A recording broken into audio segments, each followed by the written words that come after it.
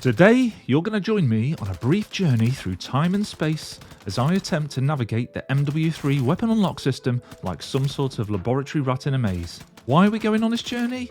Well, unless you've been trapped in some sort of nuclear shelter thinking a bomb had dropped, then you'll know that Warzone is upon us. I hope you're excited as I am for the new map, Urzikstan, but with that excitement, anyone that's played the game before will know of such thing as the Warzone meta. No, I'm not talking about some sort of early naughty social media brand, I'm talking about the most efficient tactics available. Typically, your average sweat will be interested in two forms of meta, the short range and the long range, and today we are going to be looking at a gun that some have been touting as specifically made to run the show at those longer ranges in Warzone. That gun is the Taq Eradicator LMG. It's like the Taq 56 and Taq V had a few too many drinks one cozy winter evening and ended up having a baby. And like when relatives produce offspring, it's not all perfect. So to start, the weapon is behind a series of moderately complicated challenges to even unlock it. I've been a bit of an advocate of the armory system, I've tried to see the positives that you can use it to pick and choose the things to unlock. So when I saw this array of barriers to me getting my hands on the Taq V's Unholy Love Child, I thought what an opportunity. I'll just use the daily armory unlock tokens to have my merry way. Sadly, this was not to be because this is simply not an option. So I'm revising my opinion of the armory system, and instead they can ram it. So now we've established there is no ducking the challenges, we need to know what they are. Well, you get the gun and its snazzy camo for completing 5 of the week 4 challenges. You can do this in either zombies or multiplayer, but the multiplayer challenges are generally a bit quicker to do. So the main gripe for me was that the week 4 challenges heavily rely upon you having completed several of the previous week's unlocks already to utilise certain weapon attachments. I've played the game a fair bit since launch and not done them passively, so there's a reasonable chance you would have to proactively complete these too. Whilst a bit annoying, the pain of any challenges is made infinitely milder by the weapon of mass unlocking destruction, Shipment.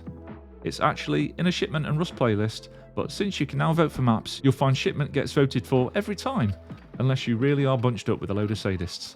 There's generally only one reason why you would put yourself into this environment, and it's not to enjoy the company of other fellow gaming enthusiasts from around the world coming together in a spirit of teamwork and competition, striving towards a common goal and getting that win. No, it's to spam noob tubes, yeet cut grenades and knife people while running around like an absolute mad lad with a rat shield on your back. All in the name of grinding weapon XP and camos. So bosh, a few games of Shipment later and unlock challenges for the Eradicator are eradicated. Now with the base level weapon unlocked, it was time to dive in for a few more with the aid of a double XP token to really lubricate the wheels of progress. Shipment is an absolute nuthouse, but at the same time I do love it. It's such a great thing to have for those of us who don't have endless amounts of time available for slow time grinding. It didn't take long. I had probably lost a few brain cells, but I did trade those for a max level Eradicator, with which I could now head to the firing range to explore the best loadout. This was probably the most painful bit of the lot. There are now so many attachments spanning Modern Warfare 2 and 3, but I believe I have found the best Taq Eradicator loadout specifically for long-range beams in Urzikstan. Folks, if you haven't done so already, I'd love it if you could podge the like button to help promote the channel, while I now share this scientifically tested loadout with you. The base weapon has reasonable handling, reasonable mobility, and a clean set of iron sights, but the main challenge was the recoil. Oof. A recoilless M13 or Kilo this is not. So having a look at the before and after recoil patterns, you can see I've refined the gun to not only reduce the overall recoil, but also limit the horizontal spread as much as was practicable. I've picked out a clean sight and the gun still maintains its reasonable handling characteristics. It's no insta-snap into the ADS, but it's more than good enough for longer range encounters, where accuracy is more important in a one-on-one versus ADS or sprint to fire. As part of that, these attachments also serve to really reduce a lot of the weapon's visual kick. So aside from the climb of the barrel being more manageable, you can also see what you're aiming at more clearly, without looking down the sights and feeling like you stood on top of a washing machine on a spin cycle. One point to note, however, firing an unsuppressed weapon will now reveal your position on the minimap and compass to enemies. If this really doesn't concern you, there are attachments like the TY LR8 muzzle attachment that will drastically reduce the recoil of this weapon, making it much easier to handle.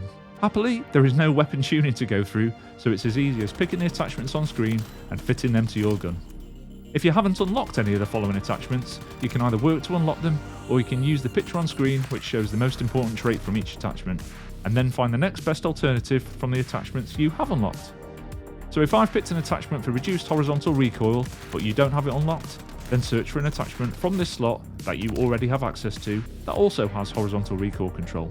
This will enable you to still have fun with the gun, retaining some of the characteristics while you hopefully unlock the specific attachments I have painstakingly selected for you. Shooting dummies up to the 40 odd meters in the range is all well and good, but the weapon needed testing at longer ranges. At the time of coming up with this build, the weapon integration into Urzikstan hadn't quite happened, so I had to go and test it elsewhere. I really hope you guys appreciate this because I put myself through the brain dead experience that is ground war. I tried invasion first, but I simply don't want to even talk about that. Ugh. Anyway, how did it fare?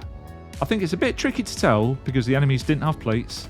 However, if you've been watching me boost my ego by bullying the dummies in the background, you'll have a fair idea of the accuracy of an armoured target at up to 45 metres. Albeit a static one that isn't shooting back.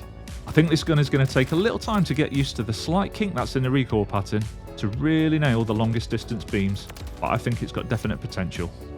Hopefully, I've shown you enough of the Taq Eradicator so that you can decide if it's a gun you want to have a go of. I think it's certainly going to be in the mix and worth a play. My suspicion is that with the extra health in Warzone 3 requiring you to land more shots on enemies to get them downed, accuracy is once again going to be the name of the game in the long range meta. One-shot snipers have been advertised as coming back, and I'm going to be keeping a really close eye on that one because I'd love to find an awesome sniper build and bring that to you folks first. So for that, I hope to see you back here soon. But for now, I'm out.